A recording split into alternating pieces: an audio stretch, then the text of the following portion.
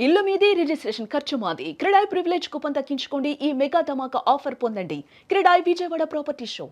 సరే, middle class ఎందుకు ఎక్కువ సంపదను క్రియేట్ చేసుకోలేకపోతున్నారు? వాళ్ళు చేస్తున్న బిగ్ మిస్టేక్స్ ఏంటి అంటారు? మిడిల్ క్లాస్ వాళ్ళది ఒక టైప్ ఆఫ్ మెంటాలిటీ మేడం. మనకి ఎలాగైనా సరే రిస్క్ తీసుకోకూడదు. మన ఇన్వెస్ట్‌మెంట్స్ చాలా సేఫ్‌గా ఉండాలి. మనకు పీస్ ఆఫ్ మైండ్‌తో కొంచెం రిటర్న్స్ వచ్చినా పర్లేదు. గ్యారంటీడ్‌గా కొంత రిటర్న్ వచ్చినా పర్లేదు గానీ, చాలా రిస్క్ ఫ్రీగా డీల్ చేయాలని కోరుకుంటారు. సో, తద్వారా ఏమైపోతుంది అంటే, mutual funds or FD fixed డిపాజిట్స్‌కి సంబంధించి మనం మాట్లాడుకున్న టాపిక్‌లో లాగే ఇక్కడ చూసినట్టయితే చాలామంది మిడిల్ క్లాస్ వాళ్ళకి ట్రెడిషనల్‌గా ఇన్వెస్ట్‌మెంట్ చేయడం అనేది అలవాటు మేడం. సో, వీళ్ళేంటంటే బేసిక్‌గా చాలా సేఫ్ ఇన్వెస్ట్‌మెంట్స్ చేసుకోవాలని ఎఫ్‌డీల్లో గాని, ఒక ట్రెడిషనల్ ఇన్స్యూరెన్స్ పాలిసీస్‌లో వాటిల్లో సేవింగ్స్ ప్లాన్స్‌లో ఇన్వెస్ట్ చేసుకుంటుంటారు. సో, దీని ద్వారా ఏమైపోతుందంటే మార్కెట్‌లో వాళ్ళకి రిటర్న్స్ అనేవి 6-7% రిటర్న్స్ అనేవి జనరేట్ అవుతుంటాయి. 6-7% జనరేట్ అవుతున్నట్టుగానే ఇన్‌ఫ్లేషన్ కూడా 6-7% ఉంటుంది.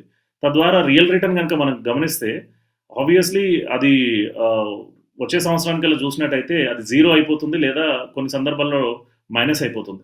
సో, వాళ్ళు ఎన్ని రోజులైనా గూడా అదే ఫైనాన్షియల్ స్ట్రగుల్స్‌లోనే ఉంటారు గానీ, ఇన్‌ఫ్లేషన్‌ని బీట్ చేసే రిటర్న్స్‌ని ప్రొడ్యూస్ చేసే వాటిలో ఇన్వెస్ట్ చేయాలని కోరుకోరు. అలా ఇన్వెస్ట్ చేయాలని కోరుకోకపోవడం ద్వారానే వాళ్ళకి ఏంటంటే, వాళ్ళ సంపద సృష్టి అనేది కొంచెం ఆగిపోయే ప్రమాదం ఉంది.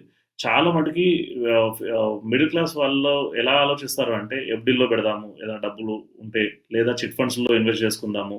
లేదు అంటే సేవింగ్స్ ప్లాన్స్‌లో కొంచెం రిస్క్ ప్రొటెక్షన్ చేసుకుందాము. వాళ్ళు టర్మ్ ఇన్స్యూరెన్స్‌ల గురించి గాని, లేకపోతే హెల్త్ ఇన్స్యూరెన్స్‌ల గురించి గాని ఆలోచించే అంత ఆహ్, స్ వే చేయరు. ఎందుకంటే అవన్నీ వేస్ట్ ఆఫ్ మనీ. ఎందుకు అనవసరంగా అన్నెసెసరీగా డబ్బులు ఎందుకు ఖర్చు పెట్టాలి?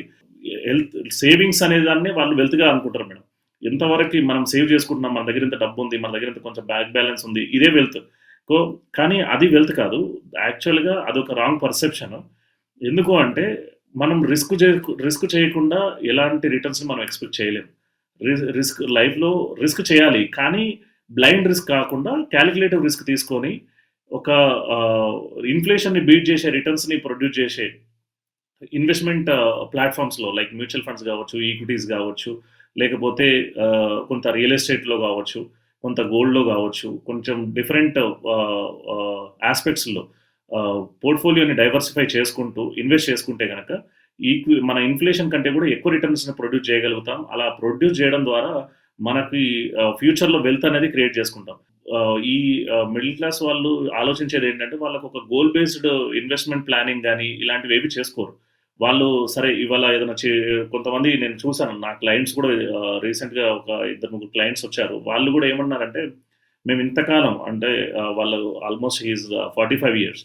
వాళ్ళేం చెప్పారంటే, నేను ఇంతకాలం చిట్టీలేసుకుంటూ ఓకే. మా పాప చదువు కోసము, స్కూలింగ్ కోసం అని జెప్పేసి, తర్వాత ఇంటర్మీడియేట్ కోసమని, డిగ్రీ కోసం అని జెప్పేసి కొంచెం కొంచెంగా చిట్టీలేసుకుంటూ అక్కడ డబ్బులు విత్‌డ్రా జేసుకోవడం. ఆ చిట్టి పికప్ జేసి మళ్ళా వేరే చోట ఖర్చు వాటి అవసరాలను ఫైనాన్షియల్ అవసరాలను తీర్చేసుకుంటున్నాడు. ఇలాగ ఆలోచించుకుంటూ ఎఫ్‌డి చేశాను. వాటిని కొన్ని రోజుల తర్వాత విత్‌డ్రా చేసి నేను ఒక చిన్న ఫైనాన్షియల్ యాస్పెక్ట్‌ని క్లియర్ చేసుకున్నాను సార్. ఇలా చేసుకుంటూ వెళ్ళిపోతూనే ఉన్నారు. కానీ వాళ్ళకి ఆ టైమ్ ఫ్రేమ్ అనేది తెలియట్లేదు. మార్కెట్‌లో ఎప్పుడైనా సరే ఎంట్రీ అవ్వాలి అంటే మార్కెట్‌లో టైమ్ ఇంపార్టెంట్ గాదు.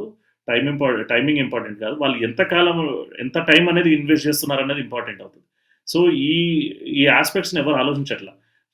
ఏదైనా ఇన్వెస్ట్‌మెంట్స్ చేసుకోవాలి అంటే అది సేఫ్‌గానే ఉండాలి. కొంత గ్యారంటీడ్ రిటర్న్స్‌గా ఉండాలి. ఇంతకంటే మేము ఎక్కువ రిస్క్ తీసుకోలేము అనే పర్సెప్షన్ నుంచి వాళ్ళు బయటపడలేకపోతున్నారు. సో, రిస్క్ తీసుకోవాలి. రిస్క్ తీసుకోకపోవడం కూడా పెద్ద రిస్కే అది. రిస్క్ తీసుకోవాలి. కానీ కాలిక్యులేటెడ్ రిస్క్ తీసుకోవాలి. దాంతో పాటుగా మనం ఒక పోర్ట్‌ఫోలియోని డైవర్సిఫై జేసుకోవాలి. ఎక్కడ ఎంత ఇన్వెస్ట్‌మెంట్ చేసుకోవాలి? మనకున్న ఫ్యూచర్ ఫైనాన్షియల్ అవసరాలేమున్నాయి? ఎడ్యుకేషనా? లేదంటే కిడ్స్ మ్యారేజా? లేదంటే రిటైర్మెంట్ ప్లానింగా? లేదు అంటే ఇల్లు కట్టుకోవాలా? చాలా మటికి మిడిల్ క్లాస్ వాళ్ళు ఆశల పల్లకిలోనే ఊరేగుతుంటారు. కానీ వాటిని తీర్చుకునే సాధనాలను ఎట్లా క్రియేట్ జేసుకోవాలనే దాని మీద మాత్రం ఆలోచనలో కొంచెం వెనుకబడి పడతారన్నది ఒక ఆలోచన. సో, అందుకని జెప్పేసి వాళ్ళు ఎప్పుడైనా సరే ఇన్‌ఫ్లేషన్‌ని బీట్ జేసే రిటర్న్స్‌లో ఇన్వెస్ట్ జేసుకుంటే కొంచెం మంచి రిటర్న్స్ అనేవి వచ్చే ఛాన్స్ ఉంటుంది. దానికి ఒక ప్రొఫెషనల్ అడ్వైస్ తీసుకొని, ఒక రిస్క్‌ని డైవర్సిఫై జేసి, ఒక పోర్ట్‌ఫోలియో డైవర్స్ చేసుకొని, రిస్క్‌ని వీలైనంత వరకు మినిమైజ్ చేసుకుంటూ ఇన్వెస్ట్ చేసుకోవడం ద్వారా అండ్ 10 ఇయర్స్, 15 ఇయర్స్, 20 ఇయర్స్ అని జెప్పేసి ఒక లాంగ్ టర్మ్ గోల్స్‌లో గనక ఇన్వెస్ట్ చేసుకోవాల్సి వస్తే మంచి ఈక్విటీ ఫండ్స్, ఓకే, ఒక రిస్క్ గాని మోడరేట్ రిస్క్ ఓరియెంటెడ్ ఈక్విటీ ఫండ్స్‌లో గనక ఇన్వెస్ట్ చేసినట్టయితే గనక వాళ్ళు ఫ్యూచర్‌లో వెల్త్‌ని క్రియేట్ చేసుకోవడానికి మంచి ఛాన్స్ ఉంటుంది.